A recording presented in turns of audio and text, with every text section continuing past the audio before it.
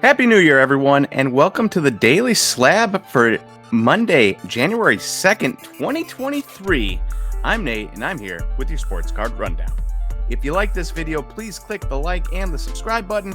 Helps us get this video out to more card collectors like yourselves. Before we get into the Daily Slab today, wanted to tell you that, hey, thank you for joining into the Topps Merlin box giveaway last week for our top 5 videos. If you are curious as to who will win, well, that will be drawn tonight at 6 p.m. Eastern on our YouTube live show. So if you are curious, join us 6 p.m. Eastern time on YouTube live to see who wins the Merlin box and the backpack plus the extra goodies. And if you don't get a chance to watch it live, it will be recorded so you can find it on YouTube. If you're not watching this on Monday morning, if you watch it Tuesday or Wednesday or whatever, and you still want to see that live, will be recorded, and you can find that on the SlabStox channel. So thank you everyone who entered into that giveaway all week. We appreciate it, and we look forward to doing more stuff like that in 2023. All right, first up is our trender for today. And our trender is Giannis Antetokounmpo. So Giannis didn't play Sunday night against the Wizards. He was out with left knee soreness. But the 2 games before that, he was the first player since 1982 and Moses Malone to score at least 40 points, record at least 20 rebounds, and have at least 5 assists in a game. Very, very, very incredible. Or actually just 40 and 20, not even the 5 assists, though he did have 5 assists both games. 40 points, 20 plus rebounds in back-to-back games against the Bulls and the Timberwolves. They didn't win both games. They lost to the Bulls in overtime, but they did beat the T-Pups. And Giannis has been putting the team on his back while Chris Middleton and Drew Holiday have been out.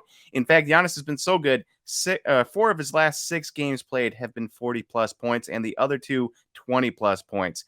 Giannis has been on an absolute tear lately. It hasn't resulted in wins, as the Bucks are 2-4 in their last 6 games, but without the other premium talent, Giannis has been doing whatever it takes to try to get wins, and that has been huge for the Bucks, because if they didn't have his heroic 40-point games, they are probably going to be 0-6 in that stretch. And his really good stretch and also his really good season has some cards of his on the move. You're looking at his 2013 Crusade Apprentice Auto BGS 95. That is up 23% in the last year. Who said cards couldn't move in 2022? All right, our what's hot of the week is the NFC playoff picture, particularly the Packers, Lions, and Seahawks, because we're going down to week 18, and any one of them could make it into the playoffs next week, depending on what others do. So a really quick rundown for you. How do the Packers get in? They have to beat the Lions. That's it. They won today. They beat the Vikings 41-17, an absolute stomping. And that has caused them to just have to win out, and they're in, because the Browns also beat the Commanders today, one of the things they needed to get in. So the Packers beat the Lions, they are in. As for the Lions, they need to beat the Packers, and the Seahawks need to lose. And then the Seahawks, well, they need to win, and the Lions need to win. The Packers need to lose. So any of them can get in. The Packers' path is the easiest. Win, and you're in. Pretty unfathomable as a Packer fan myself, and I imagine other fans of other teams, to imagine the Packers, who are 4-8, could potentially be in the playoffs by winning 5 in a row, but that's what they've done. You beat the Bears, you beat the Dolphins, you beat the Vikings. If you go on and beat the Lions, well, could happen. So the Pack 4-8, potentially 9-8, and in the playoffs next week, as long as they take care of business. And one of the biggest name on the Packers, Aaron Rodgers, well, he maybe isn't the biggest catalyst towards this winning streak. It's probably the defense playing better, the offensive line holding up, and the run game being amazing. Aaron Rodgers cards, they've dropped significantly. So you're looking at his top 2005 Topps Chrome Refractor Rookie PSA 9. That was $2,100 6 months ago, July 11th, 2022. As of the 26th, the day after Christmas, that card was down to $975. That is a 54% drop in the course of 6 months, which is quite the drop, but also leaves a little bit of meat on the bone if the Packers were able to beat the Lions and maybe go on a little bit of run. Nobody expected this to happen, and if they can do something in the playoffs, I expect that there should be a little bit of movement upwards on Aaron Rodgers cards. And lastly, we've got what's happening. And last Friday, we had the 2023 predictions, and there was a lot of people that put in their own predictions here. And so I took my top 5. It was my top 5 predictions. Well, now I'm taking the top 5 answers I liked. There was a lot of good answers. There was a ton of comments, so I couldn't take them all. That would take too long. So don't be offended if you put a comment in there and it didn't get read off here. But there are 5 different ones that I liked, and so I'm going to bring them up here. First one was from Kelly Malone. She said, hopefully sports card product catch up to real sports card calendar like it did a few years ago. I butchered that reading that a little bit, but you get my point. She wants the sports cards to catch up to the sports card calendar. None of this 2022 Panini basketball releasing in mid-2023, anything like that. That would be amazing if that were to be able to catch up. I don't think it's going to happen. I think we're probably just stuck this way for a while until maybe Fanatics takes everything over. Until that point, I think we're stuck. But Kelly, that would be amazing if we could get to the point where you're watching guys play and have their rookie cards available.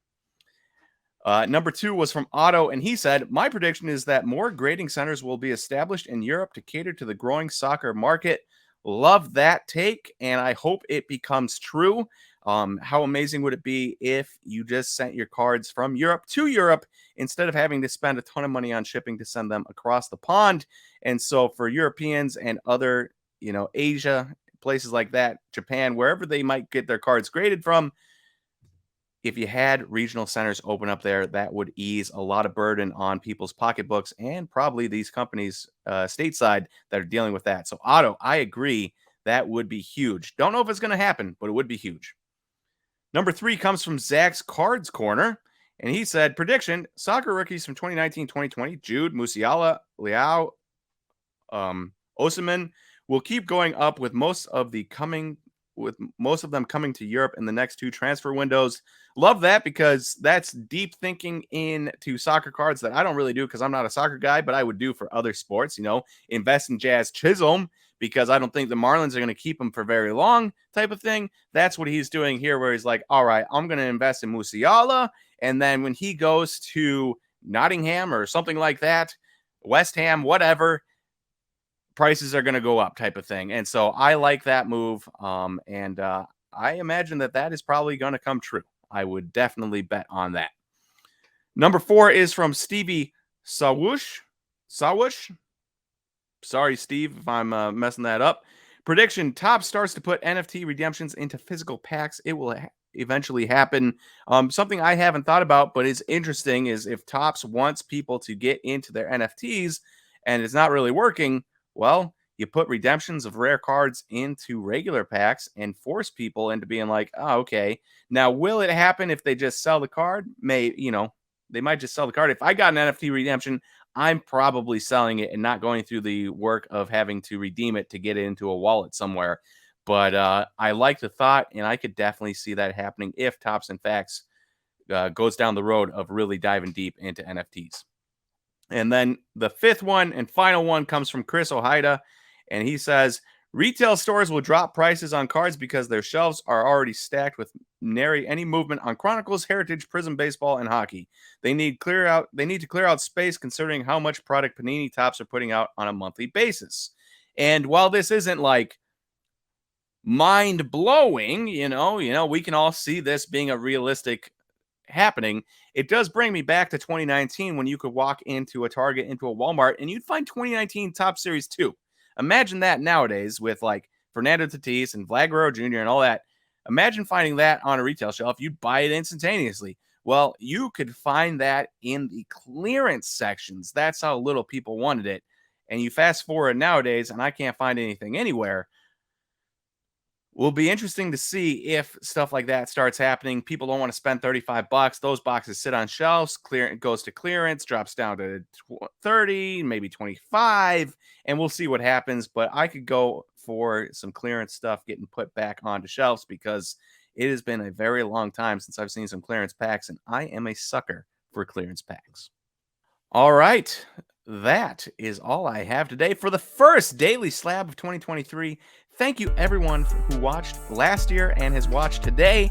I look forward to giving you Daily Slabs every day throughout the rest of 2023, and I hope to see you guys tomorrow as well for the next Daily Slab. See you, everyone.